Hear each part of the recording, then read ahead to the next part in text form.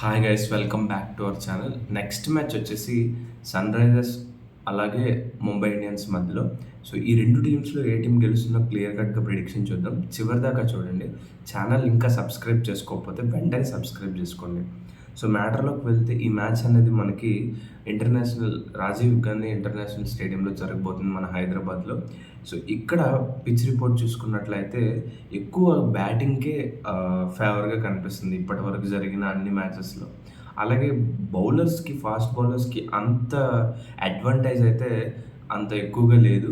But స్పిన్నర్స్కి అయితే మంచి pitch అని చెప్పొచ్చు, ఎందుకంటే టర్న్ లభిస్తుంది. ఎస్పెషల్లీ ఫర్ బ్యాటింగ్ అయితే చాలా చాలా బాగుంటుంది. ఎవరైనా సరే ఏ టీం అయినా టాస్ గెలిచిన తర్వాత బౌలింగ్ ఎంచుకుంటే చేజింగ్ చేయడానికి చాలా ఈజీగా ఉంటుంది డ్యూ ఫ్యాక్టర్ కన్సిడరేషన్లో. సో ఓవరాల్గా చూసుకున్నట్లయితే ఇప్పుడు సన్ రైజర్స్ నుంచి ప్లేయింగ్ లెవెల్లో ఎవరు ఉంటారనేది చూద్దాం. Pat Cummins, Mayank Agarwal, Rahul Tripathi, Markram, Klaasen, Abdul Samad, Shahbaz Ahmed, Johnson, Bhuvneshwar Kumar, Mayank Markande, Natarajan, Abhishek Sharma last మ్యాచ్లో ఇంపాక్ట్ ప్లేయర్గా వచ్చాడు. సో మోస్ట్లీ ఈ 11 మంది అలాగే ఇంపాక్ట్ ప్లేయర్ వీళ్ళు ఉండే అవకాశం ఉంది. అలాగే ముంబై తరపున చూసుకున్నట్లయితే Hardik Pandya, Rohit Sharma, Ishan Kishan, Tilak Varma, Naman Dhir, Tim David, Mulani, Piyush Chawla, Coetzee, తర్వాత Bumrah, Luke Wood, Brevis impact player. So వీళ్ళ 12 మంది ఇంపాక్ట్ ప్లేయర్తో సహా ఉండే అవకాశం ఉందన్నమాట. సో ఒకసారి మనం లాస్ట్ మ్యాచెస్లో వీళ్ళ పెర్ఫార్మెన్స్ అలాగే టీమ్స్ గురించి మాట్లాడితే సన్ రైజర్స్ హైదరాబాద్ చాలా క్లోజ్ కంటెస్ట్ అనేది, రెండు టీమ్స్ చాలా క్లోజ్ కంటెస్ట్లు అయితే లాస్ట్ మ్యాచ్లో ఓడిపోవడం జరిగింది. ఎస్పెషల్లీ సన్ రైజర్స్ హైదరాబాద్ అయితే ఓడిపోయే దశ నుంచి అంటే ఆల్మోస్ట్ హోప్స్ లేవు. అలాంటిది క్లాసన్ తన బ్యాటింగ్తో హోప్స్ ఇచ్చి లాస్ట్లో ఓడిపోవడం జరిగింది. చాలా చాలా ఇంప్రెసివ్ మ్యాచ్ అనమాట. క్రికెట్ విన్ అయిందని చెప్పొచ్చు. అయితే లాస్ట్ మ్యాచ్లో ఎస్పెషల్గా నాకు నచ్చింది ఏంటంటే మెయిన్ క్లాసన్ బ్యాటింగ్ ఒకటి.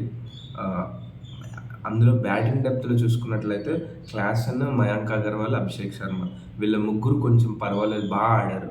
ఎందుకంటే క్లాసన్ 63 రన్స్ స్కోర్ చేశాడు. అలాగే మయాంక్ అగర్వాల్ 32 రన్స్, అభిషేక్ శర్మ 32 రన్స్ అయితే స్కోర్ చేయడం జరిగింది.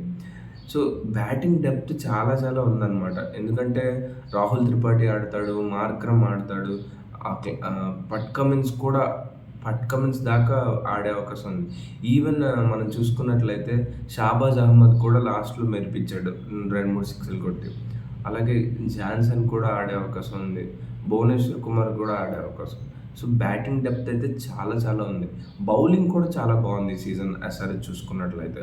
సో ముంబై చూసుకుంటే ముంబైలో లాస్ట్ మ్యాచ్లో బ్రేవిస్ 46 రన్లు కొట్టాడు, రోహిత్ శర్మ 43 రన్లు కొట్టాడు, తిలక్ వర్మ 25 రన్స్. అందరూ ఎస్పెషల్లీ ఓపెనింగ్ నుంచి ఇది కూడా క్లోజ్ కంటెస్ట్, గెలిచేస్తామన్న మ్యాచ్ని చెడగొట్టుకున్నట్టు అయిపోయింది. వరుస వికెట్స్ తిలక్ వర్మ తర్వాత పడిపోవడంతో మ్యాచ్ అనేది చేజారిపోయింది. హార్దిక్ పాండ్యా లాస్ట్లో 6-4 కొట్టిన తర్వాత వెంటనే అవుట్ అయిపోయాడు. సో ఇక్కడ నాకు మిడిల్ ఆర్డర్ వరకు బాగానే ఉంది. ఫినిషింగ్లో కొంచెం హార్దిక్ ఇబ్బంది పడ్డాడు అని అనిపించింది. అది కొంచెం కరెక్ట్ చేసుకుంటే టీం మాత్రం బాగుంది. ఎస్పెషల్లీ బౌలింగ్లో మాత్రం బుమ్రా అదరగొడుతున్నాడు. లాస్ట్ మ్యాచ్లో 3 వికెట్లు తీసుకున్నాడు. కోయిట్జీ కూడా 2 వికెట్స్ తీసుకున్నాడు. పీయూష్ చావ్లా కూడా 1 వికెట్ తీసుకున్నాడు. ఎస్పెషల్లీ బుమ్రా 14 రన్స్ ఇచ్చి 3 వికెట్స్ తీసుకోవడం అనేది చాలా చాలా ఇంప్రెసివ్ థింగ్. అది నాకు నచ్చింది అనమాట.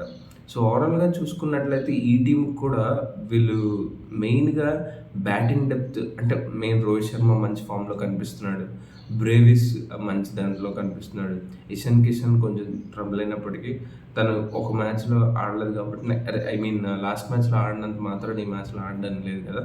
సో ఆడతాడేమో బాగా అనిపిస్తుంది. సో ఈ పిచ్ మీద బ్యాటింగ్ బాగుంది, ముంబై వాళ్ళ బౌలింగ్ కూడా బాగుంది.